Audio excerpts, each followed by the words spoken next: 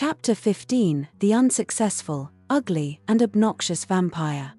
An ugly, obnoxious, rude, and uncouth vampire cannot exist in society for long. They only repulse their victims and possess zero chance of feeding on their positive energies. This unfortunate vampire, and there are many of them, almost always fails at the outset of its vampiric journey.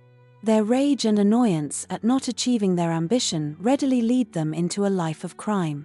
Prisons and other penal institutions are crowded with these ill-charmed vampires. They are all incarcerated because of vicious and diabolical crimes. These are the ugly generation of failing vampires. From early childhood, these vampires faced continual rejection when they tried to feed on the positive energy of others. Their victims can see them a mile off.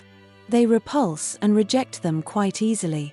Since vampires are born vampires, and ugly vampires are born ugly vampires, the ugly vampire, from an early age, will perpetrate acts of truancy and violence to their peers and entertain all manner of robbery. They are not bothered about the consequences of being caught. When the headteacher stands in front of one of these ugly vampires, berating the child for stealing, violence, or playing truancy, the headteacher is appalled by the child's lack of guilt and compassion. Even more disturbing is the look of mockery the little vampire has as it stares hard at the chastising headteacher. The headteacher can do as he likes in this situation, but the ugly vampire will not be bothered or threatened. The little vampire will leave the office and go on to commit the same transgressions. If the ugly vampire has a degree of stature about them, it will invariably become the nasty bully. The playground is a candy ground for the vampiric bully. They will control all the weaker kids in the playground and extract all manner of free engines of crime. Once the ugly vampire has left education, there are two options ahead of it: crime and crime. A few of the ugly vampires will go on to be successful gangsters or drug dealers, but most of them will gravitate to a life of petty crime and drugs. Both will go to prison. Both will constantly serve time. Fortune is not on their side.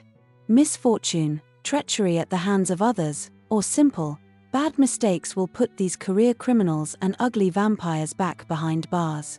This ugly vampire readily becomes debilitated by rejection, which is intolerable for the vampire because of the grandiose and exaggerated image they have of themselves. In a rage, the vampire lashes out, invariably involving some form of crime. It may start as a slap from the vampire in childhood to a hammer attack or murder in adulthood.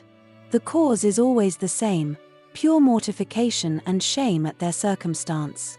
Although the ugly vampire will not recognize shame, let alone admit they have it, they will exude it.